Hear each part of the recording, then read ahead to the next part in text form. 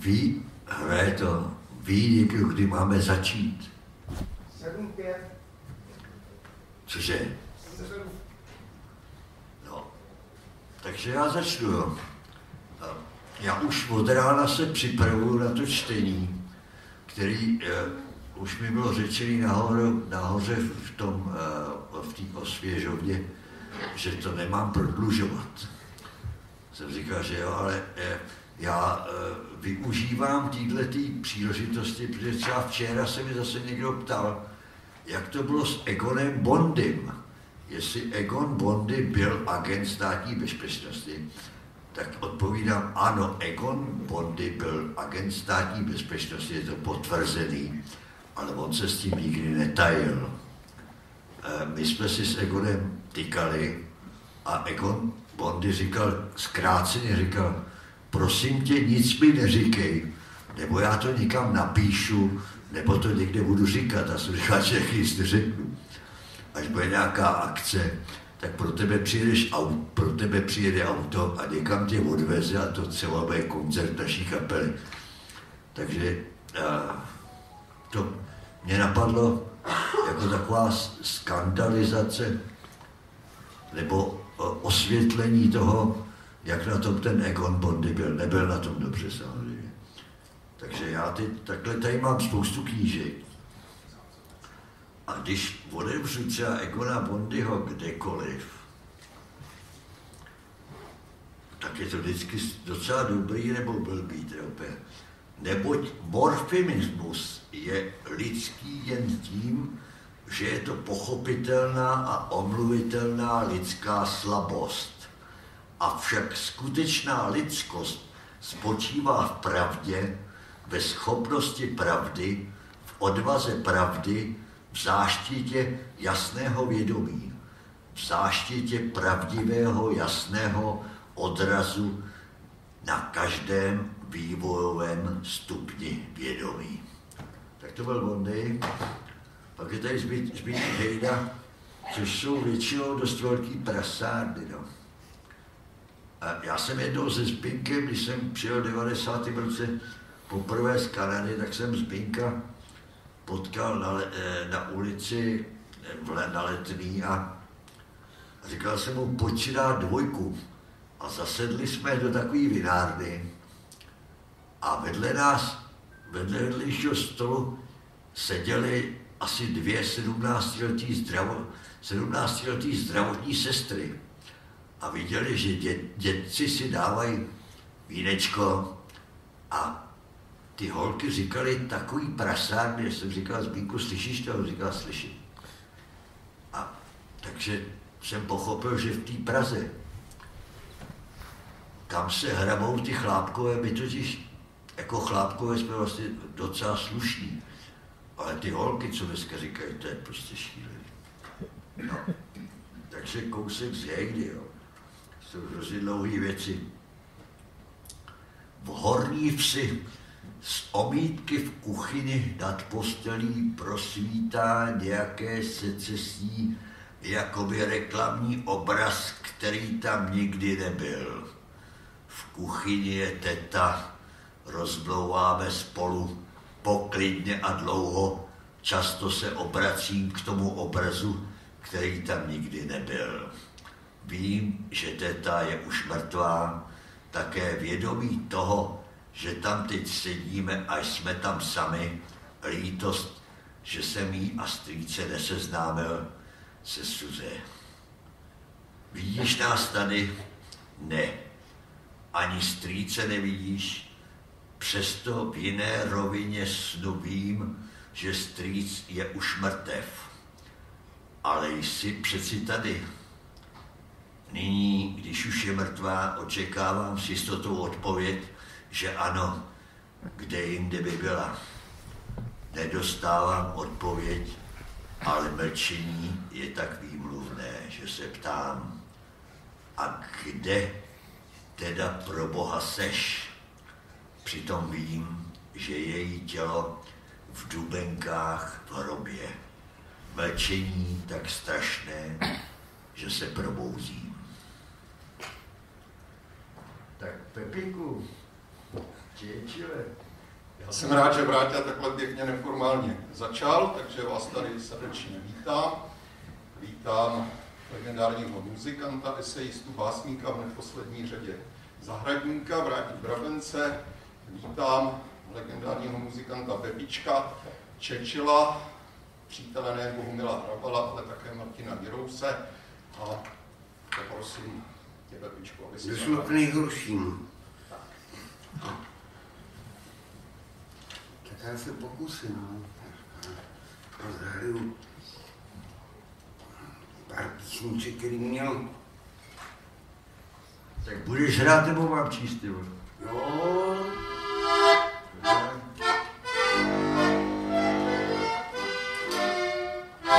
Ale když jsem přišel a jen to šíř na menářku a bylo slyšet ze sálu plunářku, dvě frajerky se tam praly a bluzičky na sobě roztrhaly a ty jejich frajeři se jim smáli, dvě frajerky se praly a bluzičky na sobě roztrhaly a ty jejich frajeři se jim smáli.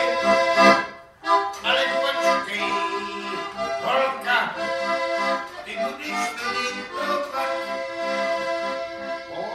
Počkej, holka, ty budeš to litovat. Teď zhodloudila mýho a miláčka mýho, upřímnýho. Já mám doma chlapečka 3letýho. Ty zhodloudila mýho, ty změna, miláčka mýho, upřímnýho.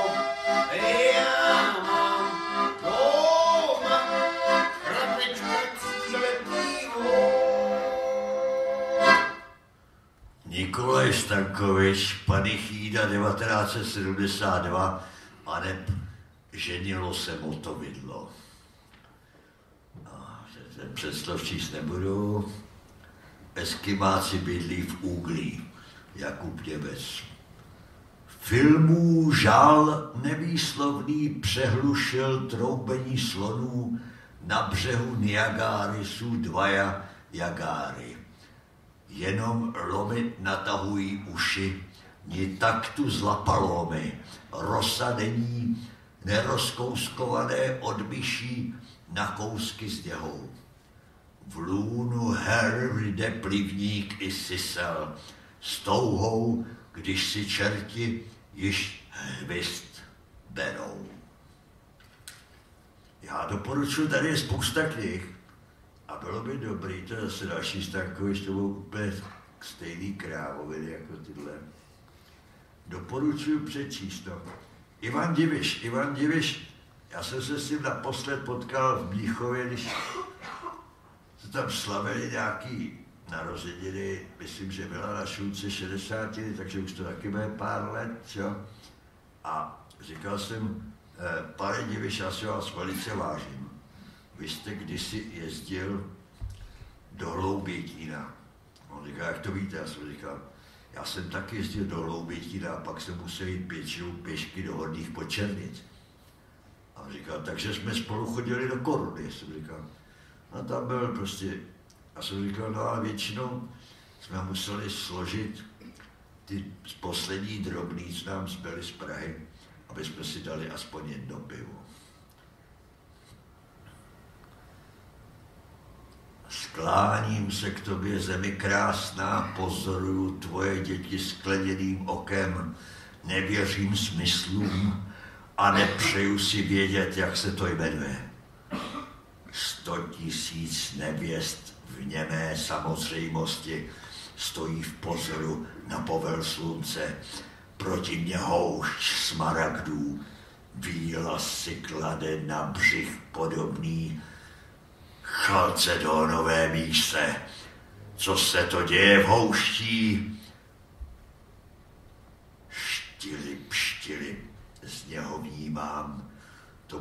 ptáci zapomnění, vrabci a špačci sladké připomínky, Bůh, koronáč, dubisko, pravoslaví, žehnou v úpalu pomalu kráčejících králů, nikde nikdo na prostředné tabuli mezi pamlsky pobíhají dvě děti, chlapec a děvčátko.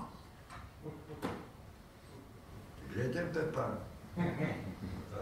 Musel si dát pivo. Tohle teda je. Nechejme Pepička zahrát třeba 2 písničky najednou teďko. Myslím, že to je nekázin. A to budeš chtít, ty vole, za tohle poposedávání jako celý honorář. Můžeme se s tebou rozhodnout. No, můžeme se šáhnout, samozřejmě. Jak si to musím žehlit.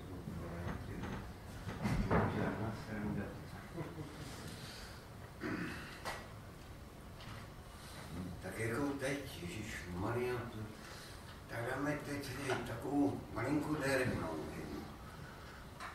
Ale v Pohořelci jsou kasárna, tančila tam Karolínka s žandárama. Jsou kasárna, tančila tam Karolínka s žandárama. Žandáreček, podvodníček, položil si Karolínku na trávníček. Podvodníček, položil si Karolínku na trávníček. Nepoložil, není pravda, napila jste kořalenky, lehla sama, není pravda, napila jste kořalenky, lehla sama. Za kytičku konvalinek hledal něco Karolínce u kolínek. Konvalinek hledal něco Karolínce u kolínek. Za kytičku bílej růží nechala si Karolínka drbat kůži.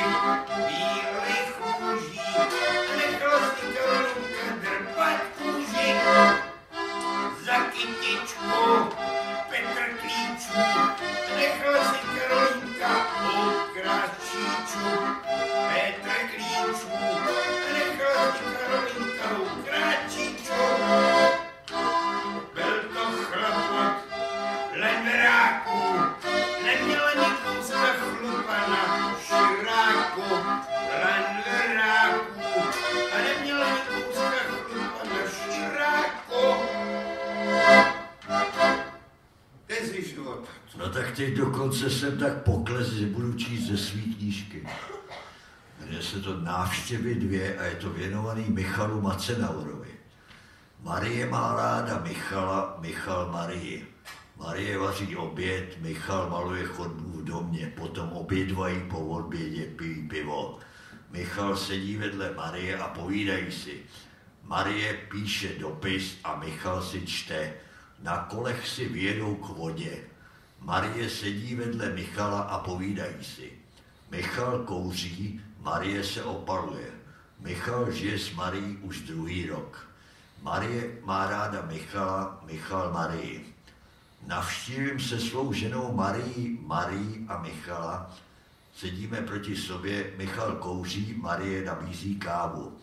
Vyprávím s Marií naše příběhy, skáčeme si do řeči, vyprávíme z vesela všechny neúspěchy, Michal a Marie mlčí. Vyprávím o vězení, Marie mě přerušuje veselými neúspěchy. Jsme na návštěvě.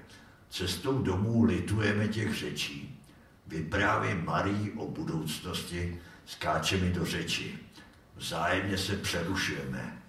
Marie si čte, já chci spát. V noci Marie vstává, je náměsíčná, bojím se. Ráno sedím s Marii a vyprávíme si o noci. Marie spala dobře. No to je dobrá, vím. Tohle je taková úplně zvláštní, protože to jsem psal daleko dávno, než byl Mejla nemocnej, možná, že třeba 20 let předtím, než umřel. a jmenuje se to kavárna Hlavovka. Nemocná, nemocná, nemocná a leží. Psát se nemá, je sama grizzly, Mejla to ví a běží stromovkou. Ona leží, je nemocná, potvora dračí je sama nemocná. V tom Mejla dobíhá Pavla Z a chodí o berlích, je to rakovina a očištění brzy z rána. Kocour v 7mílových botách na obleze visí, mouchy v kostech, smrt v kocovině a vina.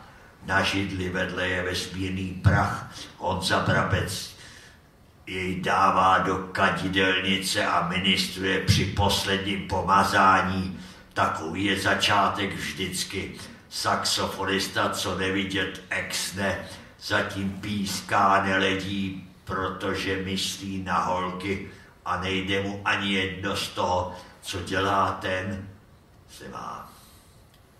Hned po probuzení je repetice, počítá hříchy a chce radost, obluda je nemocná, nemá komu sdělit v aramejštině, zní dobře každá věta, nerozumím vám ani slovo, boží horská louka hoří a mám tak málo času pro samý keci opakovat solo, seber se a choď. Dlouhý kolotoč životů bez rytmu, bez kouska muziky, konečně nápad a přání vidět prostředek zrcadlové koule. Tloustnu po hospodách a zpívám, jsem hořčák, tanečník blaženosti, buď si. Eman vykládá písmo svatý v traktoru plným božský trávy, vzdychá, s ním letí bílé světlo, jeho všude dost a není vidět, zastavuje ve všech hostincích a říká, že svatý Pavel nemá nikde stání a proto mezi Korintem a Brandýsem nad Orlicí je nejlepší vlakové spojení. Pavel staví stany karavanám beduínů, jsou zlostní a oplácejí mu za pomoc hranami. Je nemocná a leží. Kocour to zavěsil na obloze, odmítá vypovídat. Nevím, jestli je nádraží krásné a jestli dokážu odjet a jestli dokážu zůstat. Nikolaj píská domácí pohodu a kouř stoupá. Kolmo, Mejla ve Stromovce vede kmen, Čihuahů, Kindl dobře ví, kde je v Radotíně zakopaný pes a všichni najednou ve stejný okamžik provádí tajný obřad rozdělování duší. Jsou vážní. Seber se a choď, není nemoci a ty svíce jsou k narození. Je drak, posuby ozbrojený, odzbrojený a obloha otevřená. Seber se a choď, jsou svátky, nekončí, jsem.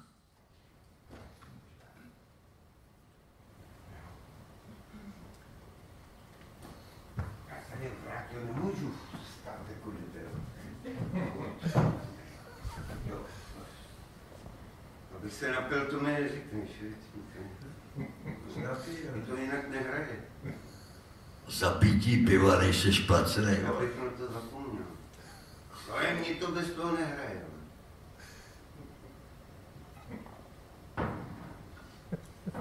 Jo, Olivera. No.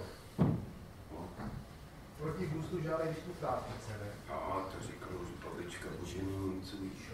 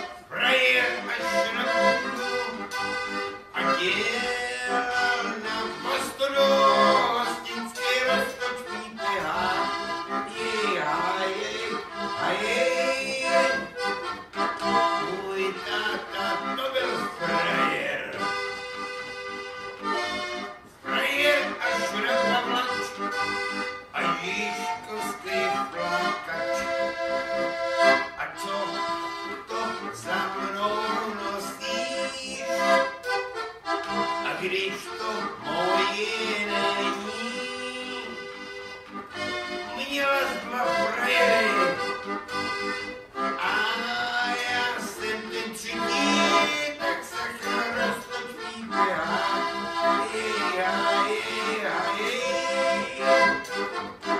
Můj táta byl frajer. Frajer a šroub a dělal na mostru roztočný běhá.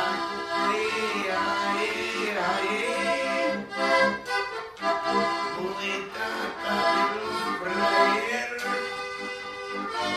Frajer a šroub a Ježíšu kosty flákač.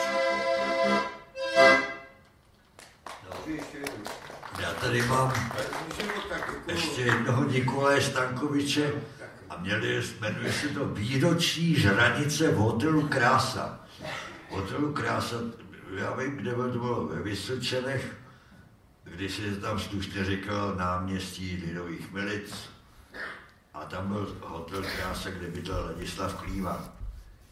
V zahradě Gecemanské, a jmenuje se to Výroční žranice v hotelu Krása, to už jsem si říkal. V zahradě Gecemanské, nahoře Olivecké, na loži zeleném, usnaném Helenou, dříve než kohout 3krát zakokrhá, umírá svatý Petr na zánět středního ucha. Už v bance svatýho ducha je 30 stříbrných. V kanálech spí nahá, v řeholi krvavá, Venuše povětrná, a já jím mazanec spavých ok, mazanec Pána Boha, zatímco jeho jímají. Vidím nebo spím, růževý svým, nikoli to jenom v ucho mrtvé zasmítání toužebně šeptá Řím, slova příkrá, ústa nemá, u tělo kříže mu narost hřebínek červený. U tělo kříže mu narostl hřebínek červený. 6,5. Ale já nevím, jestli ten Churchill si bude hrát, ale já jsem si vzpomněl, naposled jsem tady zpíval jednu, my jsme udělali hroznou chybu. My jsme, přestože už byli takový ty magnetofony kotoučili, tak jsme nikdy nenahráli Stankovičovy písně. Já jsem ho podezříval, že si ty východňářské písně vymýšlí. A teď jsem byl na východním Slovensku loni, nebo letos, to je jedno. A potvrdilo se, že si je nevymýšlel a jedna z nich byla hodně dobrá. Tou bych to čtení uzavřel. Hej, zomrela mi milá, leží hore piskom, a čo já mám robiť svojim kokotiskom? Díky.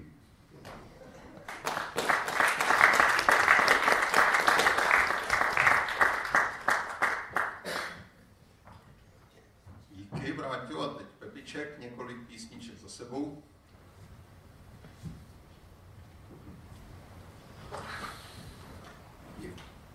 Děkuju za důvěru. Doufám, že vás nezklamu. On se mi to rozepíná.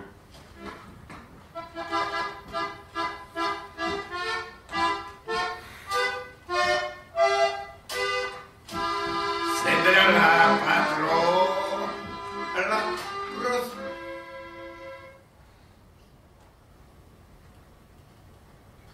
proti fůdku mládu jsem se chytil, hledají po práze ulicí celé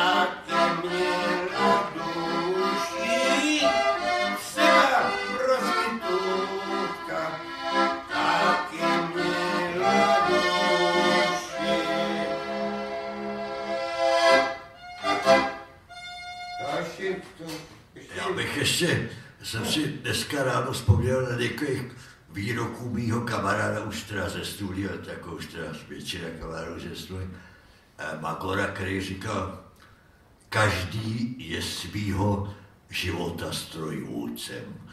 A pak říkal, to je spíš pro taková maskulinní, říkal, to je pro pány teď, jako dámy nemusí poslouchat, nikdy neházej čuráka do žita.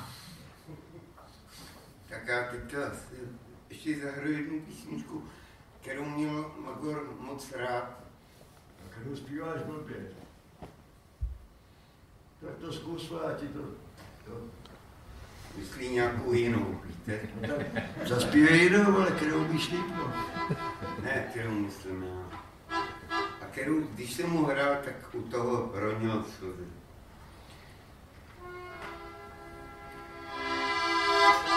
Pod skalou na ní stál Vyšehrad. Obrazek valí se řeka. A rád bych se zeptal jí kolikrát, co na mě v životě čeká. Nikdy se ničeho neleknu, třeba jsem ve světě sám. A na břih si pod skálu pokleknu, budu se pokorně tát. Vltavo, vltavo, hodinko hluboká, pověz mi, co bude do dne a do roka. Pověz mi, co voda odnese, pověz mi, co voda přinese. Řekni mi, kolikrát země se otočí a neštěstí dragon si na koně vyskočí. Tady s nocí odejde ošklivý sen. Dřív než se rozbřeskne den. Vltava mlčí, nic neříká, jen její voda se valí. Od jihu severu pospíchá, kolem té vysoké skály. Široce rozpíná ramena a Vltavy mohutný proud. Skála je pevná a kamenná, a kdo by s ní světě chtěl hnout. Vltavo, Vltavo, hodinko hluboká, pověz mi, co bude do dne a do roka. Pověz mi, co voda odnese, pověz mi, co voda přinese. Řekni mi, kolikrát země se otočí a neštěstí dragon a na koně vyskočí. A než s nocí odejde ošklivý sen. Dřív než se rozbřeskne den. Řekni mi, budu-li nahoře, a řekni mi, budu-li dole. Než rolník strniště zavoře a než znovu osteje pole. Řekni, co přijde, co pomine, a řekni, co čekáme as. A co žítě má, a co zahyne, a co příští přinese čas. Vltavo, Vltavo, hodinko hluboká, pověz mi, co bude do dne a do roka. Pověz mi, co bude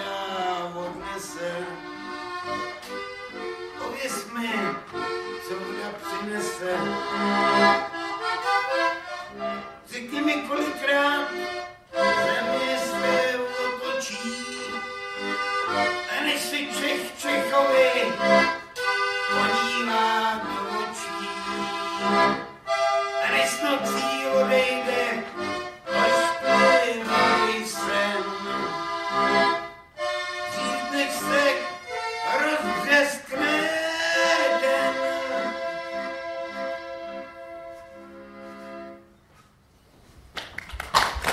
Abych to rád uzavřel, to taky Pepíček umí. A to je takový, protože tam byla zmínka o těch dragounech. Pán císař má dragouny rád. Císař pán nemá dragouny rád. Oni mu Což je, poslali co další. říkal? Císař pán má svý dragouny rád, on je poslal na Karpaty a oni to prosrali taky. Jedna z oblíbených písní Nikolaje Stankoviče, No, kterou naučili Dášu Volkátovou a Čátelou jsou Parvisy a tak dále. no, takže si tam říkejš něco sám. Co? Ne, díky. Poprosím jednu písničku Pepička úplně na závěr a pustíme si film. Jasně, já dobrý. Jsi rád? Co říká? To bych chtěl rušit. Já musím doplnit to hlasivky naplašnou. Sednu si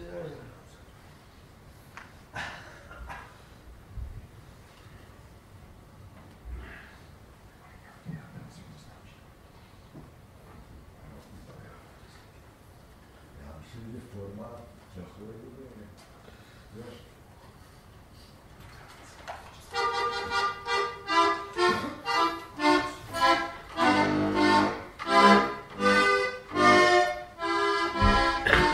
Na Poříčí dítě křičí, ženská drhne z chody, dítě brečí. A zlobí zojivši staré, 100 let stará fňukna. A myslí na svody, matkou koží si zulátkem tvým, mužský to nejsou lidi. Dřív než se pátek sejde zpátkem, za ženskou se stydí. Ach jo, já neměla, on děla, tenkrát rady míti.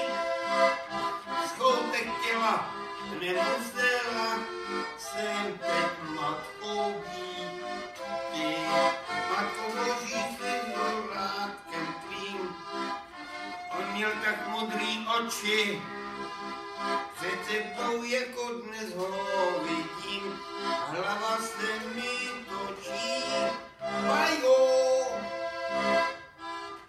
jaro bylo, říkal Mílo, já po tobě toužím. Sváděl tělo, tělo chtělo, teď se sama soužím. Matkou boží si zulátkem tvým, víckrát nechci vojáka, před sebou jako dnes ho vidím, jinou asi láká. Ach jo, dítě vzala, spát ho dala, odprádla do koše a dítě houpá, tajně doufá, čekali stonoše a nečekej, nedoufej, dělat spát, mužský to nejsou lidi. Lhal ti, když říkal, že má tě rád, teď se za tě stydí. A jo, ten si života.